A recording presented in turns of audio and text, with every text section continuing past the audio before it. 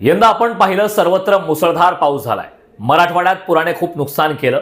केवळ मराठवाडा आणि महाराष्ट्रच नाही तर यंदा संपूर्ण देशात अनेक ठिकाणी अतिवृष्टी झाली आणि अगदी आपण पंजाबलाही पाहिलं, मोठा पूर आला। सर्वत्र एवढ्या मुसळधार पावसाने नदी नाले ओसंडून वाहत आहेत, धरणं भरली आहेत। अशी परिस्थिती असताना राजधानी दिल्लीला मात्र कृत्रिम पावसाची आवश्यकता आहे। आता तुम्हाला प्रश्न पडला असेल की सगळीकडे पाणीच पाणी असताना दिल्लीला कृत्रिम पावसाची आवश्यकता का? तर त्याचं कारण पाण्याचा अभाव किंवा दुष्काळ नसून प्रदूषण हे मुख्य कारण आहे। जगभरातली आपण आकडेवारी पाहतो ज्यामध्ये प्रदूषणाच्या बाबतीत दिल्लीची आकडेवारी ही अत्यंत वाईट आहे। ही परिस्थिती अत्यंत गंभीर आहे कारण प्रदूषणाच्या बाबतीत दिल्लीचा क्रमांक हा नेहमीच अव्वल राहिलाय।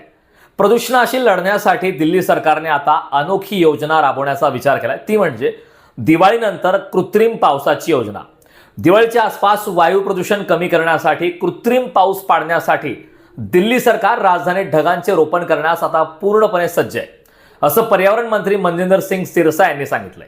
वायव्य दिल्लीतील लक्षित क्षेत्रावर 4 दिवसांच्या चाचणी उड्डाणे आधीच करण्यात आली आहेत आणि हा प्रकल्प आता भारतीय हवामान खात्याकडून अंतिम मंजुरीची वाट पाहत आहे। त्यानंतर संपूर्ण पुढची प्रक्रिया होईल। दिवाळीच्या अवघ्या एका आठवड्यापूर्वी दिल्लीतील हवेची गुणवत्ता ही खालावत असल्याने आता दिल्ली सरकारने प्रदूषित हवा स्वच्छ करण्यासाठी कृत्रिम पाऊस पाडण्याची तयारी सुरू केली आहे।